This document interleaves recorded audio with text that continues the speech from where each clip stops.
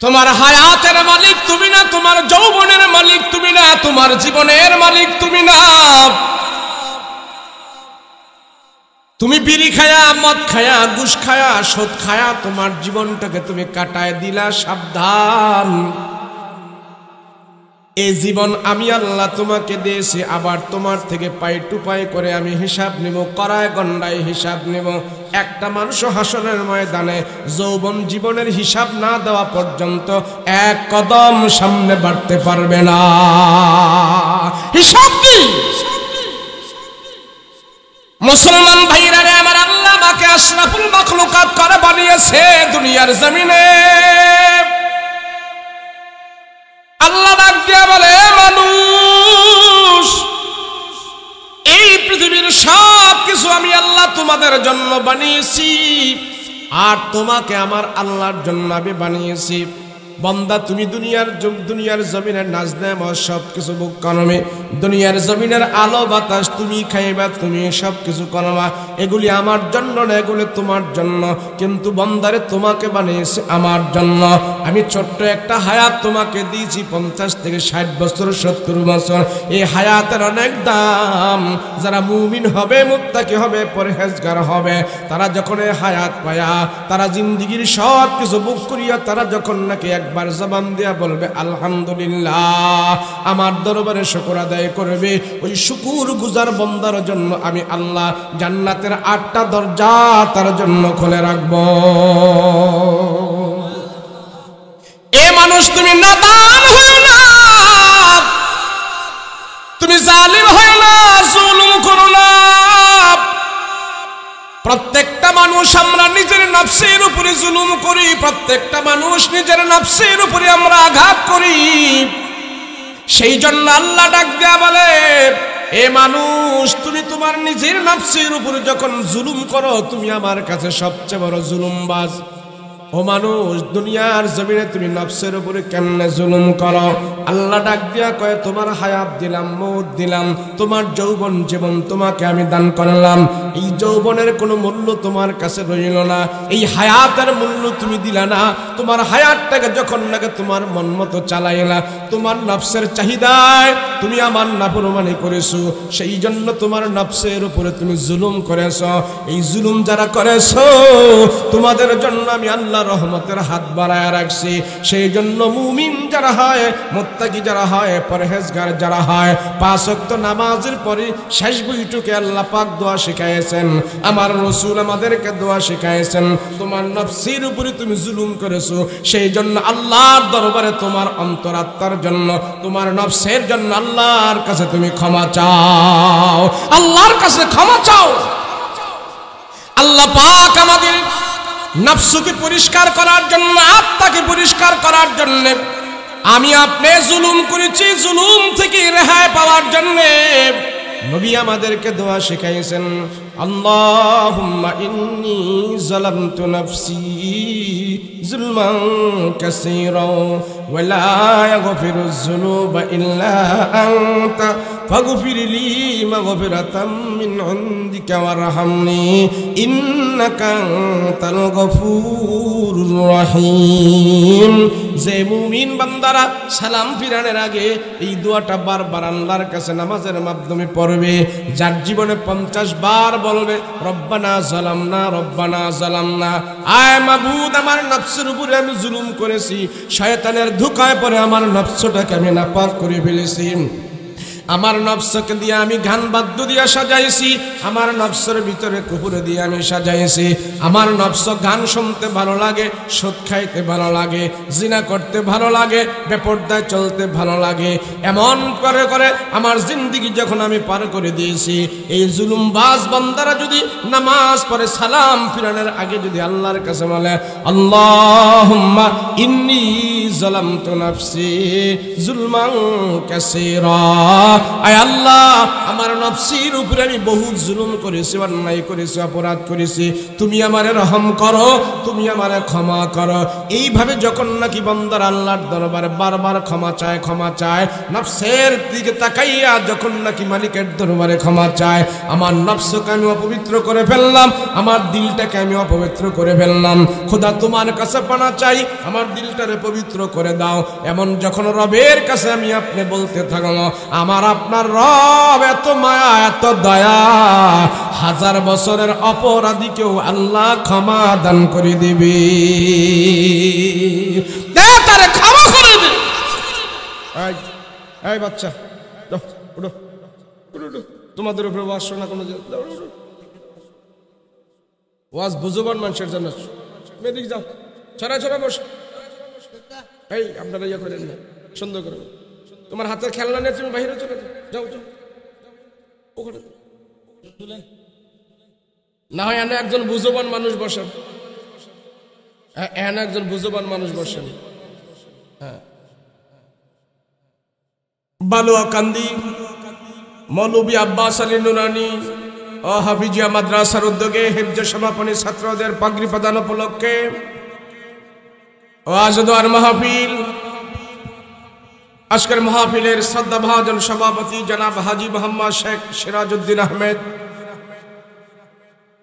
সম্মুখ পানববিষ্ট দিনদার মুত্তাকি পরহেজগার ভাইয়েরা, পর্দার অন্তরালে অবস্থানরত আমার সাধ্যা বা বোনেরা, আল্লাহ পাকের দরবারে কালেমাত শুকর আদায় করছি, বলি আলহামদুলিল্লাহ। সাউন্ড বাড়ান। আল্লাহ যারে ভালোবাসে, পছন্দ করে, মহব্বত করে, যার উপরে আল্লাহ পাকের রহমতের দৃষ্টি আল্লাহ বারবার দান করে, আল্লাহর সেই মুমিন পছন্দের বান্দাদেরকে আল্লাহ পাক নেক কাজের মধ্যে শামিল করে রাখে। এই ভিতরে বসো, এই মুরব্বী বসেন ভিতরে, দাঁড়ায় থেকে লাভ কি, দাঁড়ায় থাকলে তো শীত বেশি লাগে, বসেন। আমাকে আপনাকে আল্লাহ পাক ভালোবাসছেন, পছন্দ করেছেন, রহমতের দৃষ্টি আমার আপনার উপরে আল্লাহ দিয়েছেন, সেই জন্য আল্লাহ পাক আমাকে আপনাকে গুনাহমুক্ত মজলিসে বসায় রাখছেন। আমি আপনি এখানে 1 ঘন্টা 2 ঘন্টা আধা ঘন্টা যে যতটুকুন সময় আমরা এখানে বসে থাকব, সর্বপ্রথম যে লাভটা হবে, আমার আপনার 1-2 ঘন্টা আমার আপনার হায়াতের জীবন থেকে 50, 60, 70 বছরের জিন্দেগি থেকে আজকের মাহফিলের 1-2 ঘন্টা আল্লাহর দরবারে গুনাহমুক্ত হয়ে পৌঁছে যাবে। কথা বলেন, আপনারা এখানে বসে কেউ গুনাহ করছেন? এতক্ষণ যে বসেছিলেন কোনো গুনাহ হয়েছে? আল্লাহর নাফরমানি করছেন?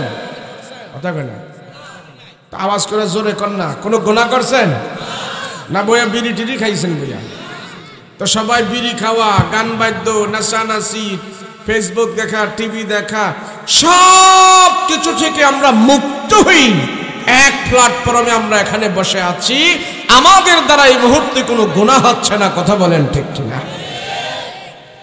গুনাহমুক্ত সময় ব্যয় করা, গুনাহমুক্ত জিন্দেগি ব্যয় করা, এটা আল্লাহর কাছে সবচেয়ে বেশি পছন্দ। পৃথিবীতে যত নবী আল্লাহ পাঠিয়েছেন, সমস্ত নবীরা গুনাহ থেকে মুক্ত ছিলেন, বেগুনাহ মাসুম ছিলেন। আর আমরাও এখন গুনাহ থেকে মুক্ত। আমাদের এই সময়টা নবীদের জিন্দেগির সাথে মিলে গেছে। সুবহানাল্লাহ। আল্লাহ তারে ভালোবাসে, তার ওই বান্দাকে সবচেয়ে বেশি ভালোবাসে যে গুনাহকে ভয় পায়, আল্লাহর নাফরমানিকে ভয় পায়, যে গুনাহ করতে সাহস পায় না, মালিককে ভয় করে গুনাহ থেকে দূরে থাকে, হারাম থেকে দূরে থাকে, নাফরমানি থেকে দূরে থাকে, জিনা থেকে দূরে থাকে, ব্যভিচার থেকে দূরে থাকে। এমন আল্লাহর বান্দা যারা আছে, আল্লাহ তাদেরকে সবচেয়ে বেশি ভালোবাসে। আর এখন আমরা কে কার আগে গুনাহ করব, নাফরমানি করব, প্রতিযোগিতা আকারে আল্লাহর নাফরমানিতে আমরা লিপ্ত আছি। মানুষগুলো এখন আল্লাহর নাফরমানির দিকে দৌড়াচ্ছে, অবাধ্যতার দিকে দৌড়াচ্ছে, হারামের দিকে মানুষের দৌড়ঝাঁপ বেশি, আল্লাহর রহমতের দিকে মানুষের দৌড়ঝাঁপ বেশি নাই। কথা বলেন ঠিক না? যদি মানুষগুলো আল্লাহর দিকে দৌড়তো, আল্লাহর নাফরমানি থেকে মুক্ত থাকতো, মালিকরে ভয় করত, আমাদের এই দুরবস্থা, দুর্দশা, অভাব, অশান্তি আমাদের কাছেও আসতে পারত না। আজকে এমন এক অবস্থার ভিতরে আমরা আছি, সমাজের প্রত্যেক তবকার মানুষ, হার তবকার মানুষ আজ অশান্তির ভিতরে আছে। টাকাওয়ালাও কয় শান্তি চাই, ক্ষমতাওয়ালাও কয় শান্তি চাই, টাকা যার নাই হ্যাঁ কয় শান্তি চাই, ক্ষমতা যার নাই হ্যাঁ কয় শান্তি চাই। সব টাকার মানুষ খালি শান্তির জন্য দুনিয়া বেশি করে ইনকাম করতে চায়, শান্তির জন্য সে অট্টালিকা বিল্ডিং দালান বানাইতে চায়, শান্তির জন্য সে ক্ষমতার পাওয়ারে বসতে চায়, এরপরও শান্তির আশা করতে পারে না, শান্তি পায় না। মনে হয় শান্তির মায় 300 বছর আগে মারা গেছে, আর দুনিয়াতে ফিরে আসবে না। কথা বলেন ঠিক কিনা? আরে এটার নাম তো জিন্দেগি নয়, এটার নাম তো জীবন নয়। আমার আপনার জীবন আর গরু ছাগলের জীবন এক হয়ে গেছে। আমার 3 বেলা খানা আছে, রাতের বেলা ঘুম আছে, বিবির সাথে থাকা আছে, ছেলে মেয়ে নিয়ে বসবাস করা আছে। তো দেখেন না, এই আদতগুলো, এই স্বভাবগুলো কুকুরের ভিতরেও আছে, বকরির ভিতরেও আছে, গরুর ভিতরেও আছে। কথা বলেন ঠিক কিনা? তাহলে তো আমারে বানানোর কোনো দরকারই ছিল না। যদি বাচ্চা জন্ম দিব, বিবাহ শাদী করব, বিবি নিয়ে আনন্দে থাকবো, 3 বেলা খাবো, পায়খানা প্রস্রাব করব, ঘোরাঘুরি করব, তো এগুলো তো আমার দরকার না, এগুলো তো পশু পাখির ভিতরেও আছে। আমারে আল্লাহ কেন বানাইলো? কারণটা কথা বলেন ঠিক কিনা? মানুষরে কেন বানাইলো? মানুষকে আল্লাহ কেন বানাইলো? কারণটা মানুষ সে জানে না, সে বুঝে না, সে চিন্তাও করে না, সে ফিকিরও করে না। আমার আল্লাহ দুনিয়াতে সুন্দর সুন্দর একটা ছোট্ট হায়াত কেন দিল? আমাকে আল্লাহ 50-60 বছরের হায়াতটা কেন দিল? কারণটা কি? চিন্তা করছি? এই কথা কন্যা চিন্তা করছি?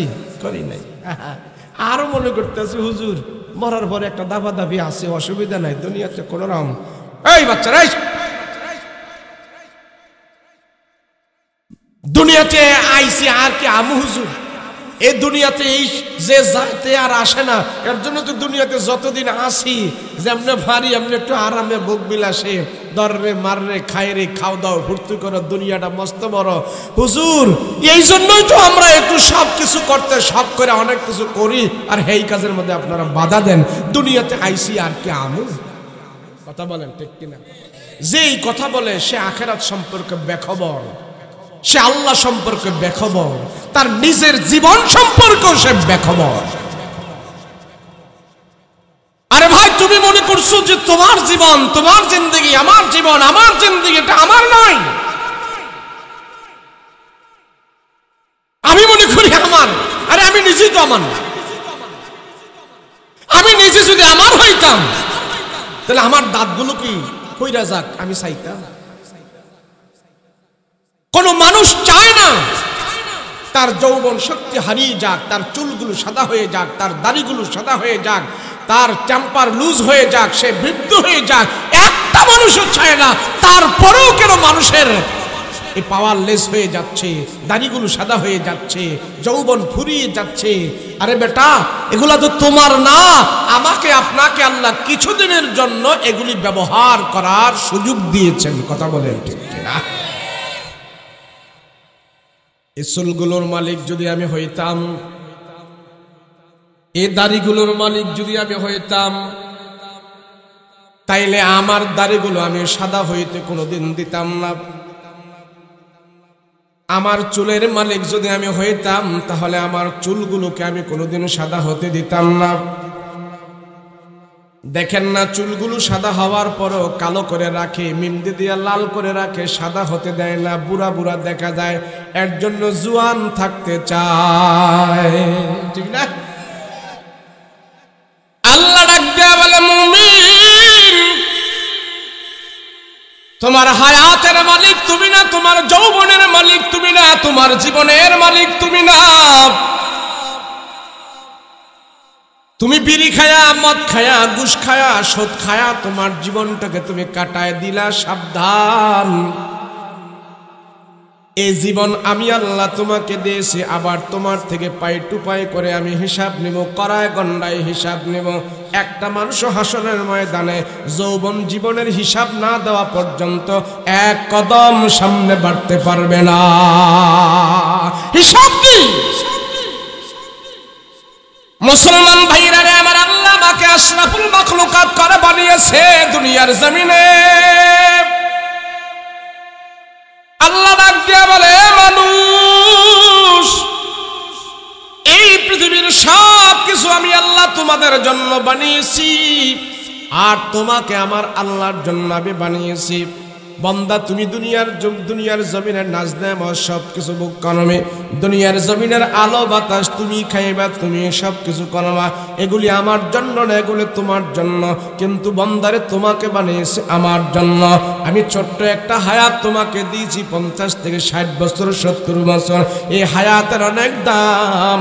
যারা মুমিন হবে, মুত্তাকি হবে, পরহেজগার হবে, তারা যখন এই হায়াত পায়া, তারা জিন্দিগির সব কিছু ভোগ করিয়া তারা যখন নাকি একবার জবান দিয়া বলবে আলহামদুলিল্লাহ, আমার দরবারে শুকর আদায় করবে, ওই শুকুর গুজার বান্দার জন্য আমি আল্লাহ জান্নাতের 8টা দরজা তার জন্য খুলে রাখব। এ মানুষ, তুমি নাদান হই না, তুমি জালিম হই না, জুলুম করো না। প্রত্যেকটা মানুষ আমরা নিজের নফসের উপরে জুলুম করি, প্রত্যেকটা মানুষ নিজের নফসের উপরে আমরা আঘাত করি। সেই জন্য আল্লাহ ডাক দেয়া বলে, এ মানুষ, তুমি তোমার নিজের নফসের উপরে যখন জুলুম করো, তুমি আমার কাছে সবচেয়ে বড় জুলুমবাজ। ও মানুষ, দুনিয়ার জমিনে তুমি নফসের উপরে কেমনে জুলুম করো?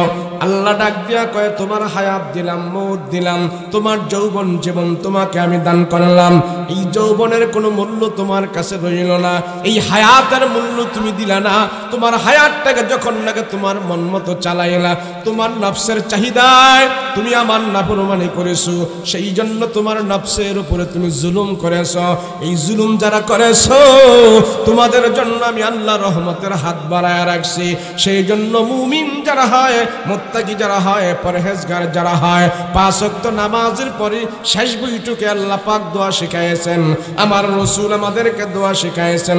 তোমার নফসের উপরে তুমি জুলুম করেছো, সেই জন্য আল্লাহর দরবারে তোমার অন্তরাত্মার জন্য, তোমার নফসের জন্য আল্লাহর কাছে তুমি ক্ষমা চাও, আল্লাহর কাছে ক্ষমা চাও। আল্লাহ পাক আমাদের নফসকে পরিষ্কার করার জন্য, আত্মাকে পরিষ্কার করার জন্য, আমি আপনি জুলুম করেছি, জুলুম থেকে রেহাই পাওয়ার জন্য নবী আমাদেরকে দোয়া শিখাইছেন, আল্লাহুম্মা ইন্নী যালামতু নাফসি যুলমান কাসীরা ওয়া লা ইয়াগফিরুয যুনুবা ইল্লা আনতা ফাগফিরলি মাগফিরাতাম মিন ইনদিকা ওয়ারহামনি ইন্নাকা আনতাল গফুরুর রহিম। যে মুমিন বান্দারা সালাম ফিরানোর আগে এই দোয়াটা বারবার আল্লাহর কাছে নামাজের মাধ্যমে পড়বে, যার জীবনে 50 বার বলবে, রব্বানা যালামনা, রব্বানা যালামনা, আয় মাবুদ, আমার নফসের উপরে আমি জুলুম করেছি, শয়তানের ধোঁকায় পড়ে আমার নফসটাকে আমি নাপাক করে ফেলেছি, আমার নফসকে দিয়ে আমি গান বাদ্য দিয়ে সাজাইছি, আমার নফসের ভিতরে কুকুরে দিয়ে আমি সাজাইছি। আমার নফস গান শুনতে ভালো লাগে, সুদ খাইতে ভালো লাগে, জিনা করতে ভালো লাগে, বেপরদায় চলতে ভালো লাগে। এমন করে করে আমার জিন্দিগি যখন আমি পার করে দিয়েছি, এই জুলুমবাজ বান্দারা যদি নামাজ পড়ে সালাম ফিরানোর আগে যদি আল্লাহর কাছে বলে, আল্লাহুম্মা ইন্নী যালামতু নাফসি যুলমান কাসীরা, আয় আল্লাহ, আমার নফসের উপরে আমি বহুত জুলুম করেছি, অন্যায় করেছি, অপরাধ করেছি, তুমি আমারে রহম করো, তুমি আমারে ক্ষমা করো। এইভাবে যখন নাকি বান্দার আল্লাহর দরবারে বারবার ক্ষমা চায়, ক্ষমা চায়, নফসের দিকে তাকাইয়া যখন নাকি মালিকের দরবারে ক্ষমা চায়, আমার নফসকে আমি অপবিত্র করে ফেললাম, আমার দিলটাকে আমি অপবিত্র করে ফেললাম, খোদা তোমার কাছে পানা চাই, আমার দিলটারে পবিত্র করে দাও। এমন যখন রবের কাছে আমি আপনি বলতে থাকবো, আমার আপনার রব এত মায়া, এত দয়া, 1000 বছরের অপরাধীকেও আল্লাহ ক্ষমা দান করে দিবে, তারে ক্ষমা করে দিবে। এই জন্য মুসলমান ভাইয়ের আল্লাহ দুনিয়াতে যত নবী রাসূল পাঠিয়েছে 1,24,000 পয়গম্বর আল্লাহ এই জমিনে পাঠিয়েছে। প্রত্যেকটা নবী দুনিয়াতে আসার পর উম্মতের দিলের পিছনে মেহনত করেছে, জাতির দিলের পিছনে মেহনত করেছে। কোন নবী দুনিয়াতে এসে জেলখানা বানায় নাই, পুলিশ মোতায়েন করে নাই, তরবারি দিয়ে আঘাত করে নাই, কোনো মানুষের উপরে চড়াও হয় নাই, চক্রাঙ্গায় কথা বলে নাই, মানুষের উপর অত্যাচার করে নাই। সব নবী তার উম্মতের দিলের পেছনে মেহনত করেছে, তাদেরকে আল্লাহর ভয় শিখাইছে, কি করলে আযাব হবে, কি করলে গুনাহ হবে, আখিরাতের জিন্দেগি সম্পর্কে তাদেরকে ভয় দেখাইছে, তাদের কাছে দাওয়াত দিয়েছে। এমনকি আবু জাহেলের কাছেও আমার নবী 4,500 বারের উপরে দাওয়াত দিয়েছে।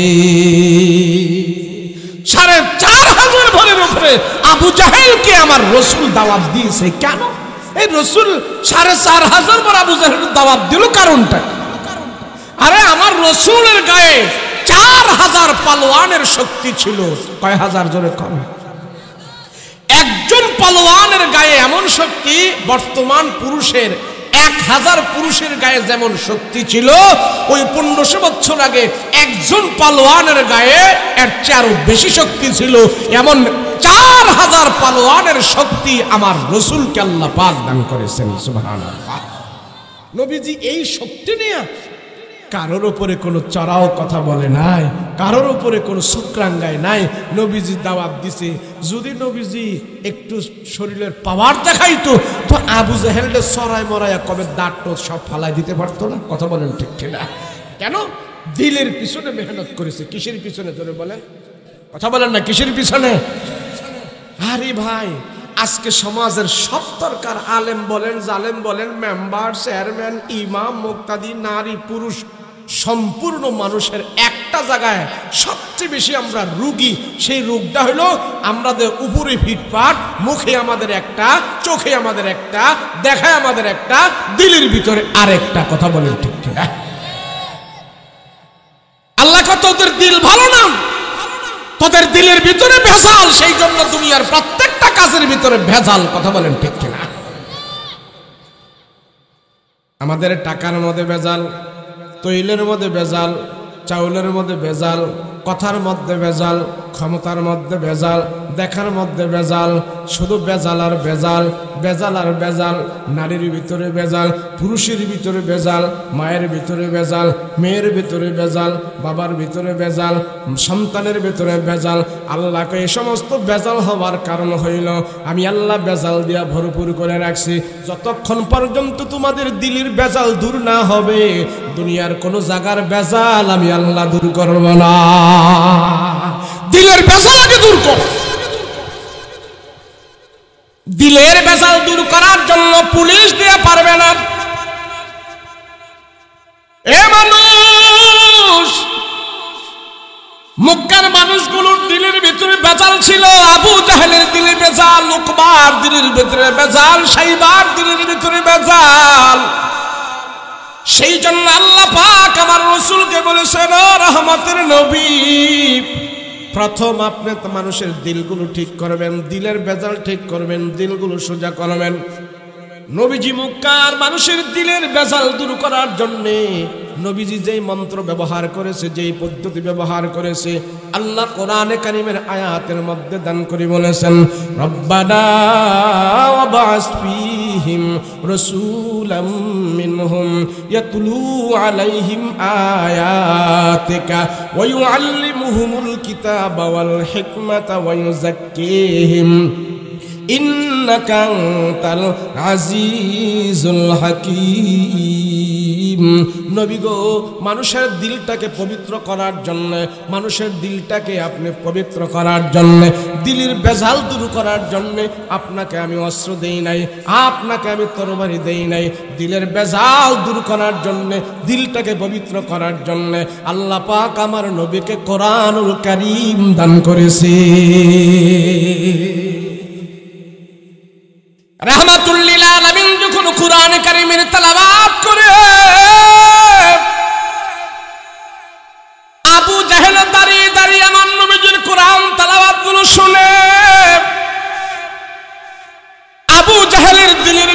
কোরআন তেলাওয়াত ভালো লাগে। মক্কার কাফের মুশরিকদের কাছেও কোরআনের তেলাওয়াত ভালো লেগেছিল। আর জনসাধারণ যারা আছে তারা যখন এসে দেখতো মুহাম্মদ শেষ নবী, শ্রেষ্ঠ নবী, দু জাহানের নবী, তারপরে আর কোনো নবী নাই, নবীজির কাছে যখন কিছুক্ষণ জনসাধারণ দাঁড়ায় থাকতো আর নবী যখন কোরআন তেলাওয়াত করত, ওই কোরআনের তেলাওয়াত গুলো শুনে শুনে জনগণদের ভিতর থেকে কেউ কেউ আমার নবীর হাতে হাতে রেখে কলমা পড়ে মুসলমান হয়ে যেত। আল্লাহু আকবার। এ বলেন ওমর মুসলমান হয়েছে কিসের বিনিময়? কথা কয় না দি ওয়াজ কি নতুন শুনতেছেন আজগা? ওমর এমন একটা মানুষ ছিল যে মানুষটা একদিন মদ না খাইলে ঠিক থাকতে পারতো না।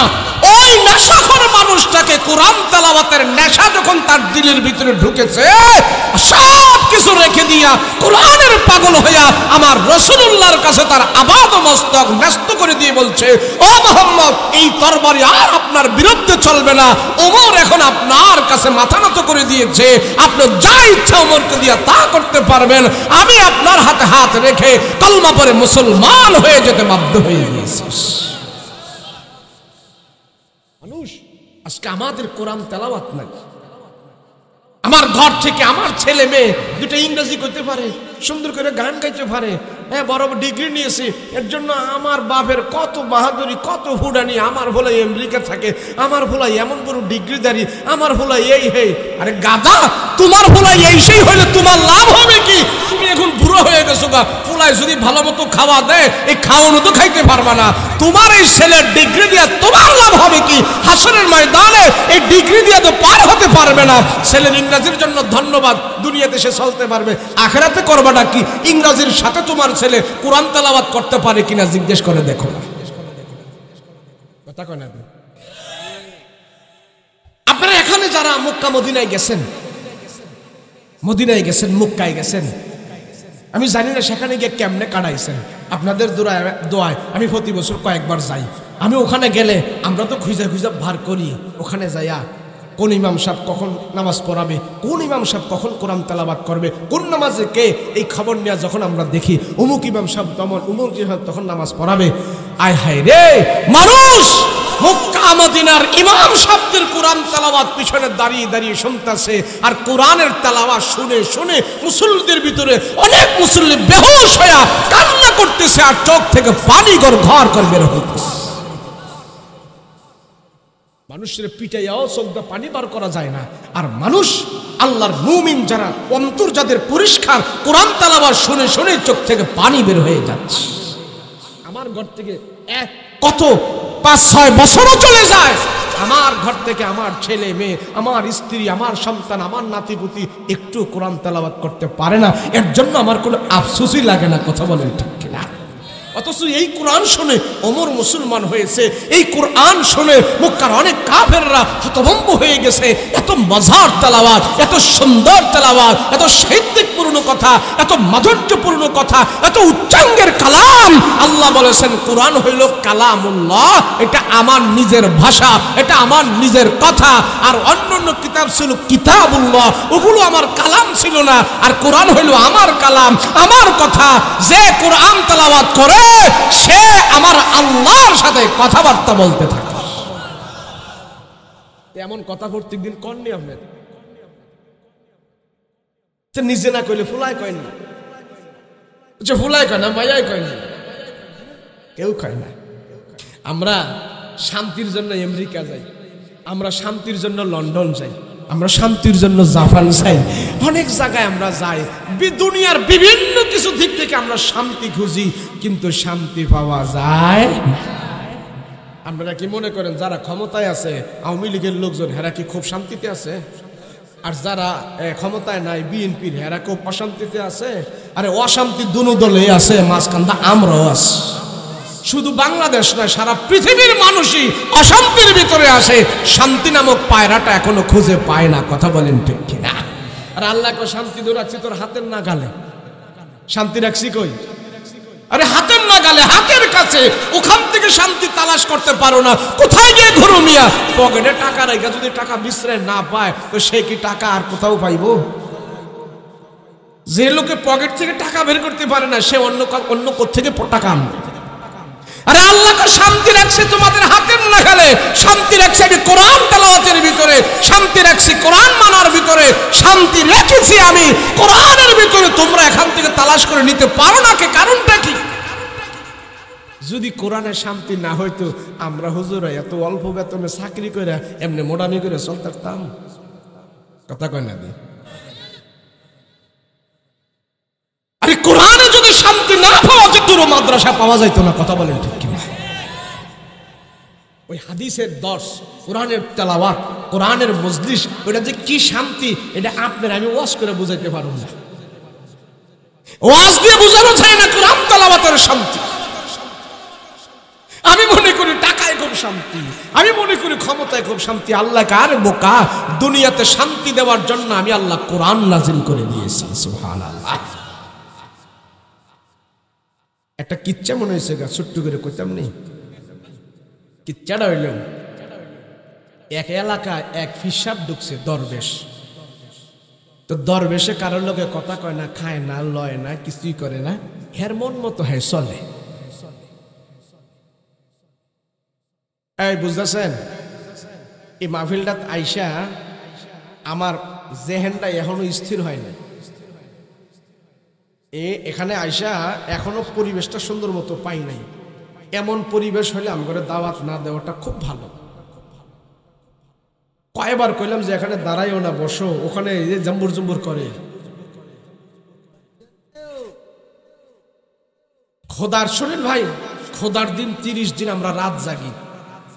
গতকাল আমার সিলেটে 2টা মাহফিল ছিল, এই দোয়ারা বাজার একটা, ছাতকে একটা, 2টা মাহফিল করে ঢাকায় ঢুকছি আমি সকাল 8টায় ঢুইকে একটু ঘুমায় টুমায়া আবার বিকালে আসর নামাজের ভরে রওনা করে দিচ্ছি। আরো কিছু কাজ কাম আছিল, বউ যেগুলো আছে বাজার টাজারও তো করণ লাগে। তা আমগো নিজের কাম তো নিজের কইরে এরপরে আপনার করে সার্ভিস দিতে আই। এই ঘুম আর পুরো হয় না। আরো যে কত কষ্ট করছি সেগুলা বইলা লাভ নাই। তো ঘুম যদি পুরো না হয়, সাইড টক করলে, কথাবার্তা বললে আমাদের কথা বলতে একটু সমস্যা হয়। মানুষ 60 জন হোক আমার অসুবিধা নাই, পরিবেশটা সুন্দর হইলে আমার মন মতো আমি বয়ান করবো, কারো কথা আমি শুনুন না, তাই না? আরে ভাই, শ্রোতা একজন হোক, বক্তায় যদি ওয়াজ কইরা মজা পায় তো শ্রোতার একজন হইলে সে একজনই মজা পাইব। ওয়াজ মাহফিল এমন একটা জিনিস, এটা নবীরা করছে দুনিয়াতে সর্বপ্রথম। এই ওয়াজ নবীরা, নবীদের জিনিস নিয়ে আমরা বইছি, এটা মজা থাকতো না কে?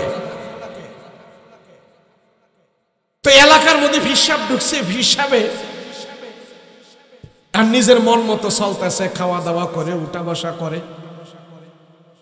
তো হিসাব তো হিসাব, ওই মানুষের সাথে কথাবার্তা কয় না, এই জঙ্গলের পাতালতা খায়া থাকে, এখানে সেখানে যায়, খায়, ওর আর থাকে।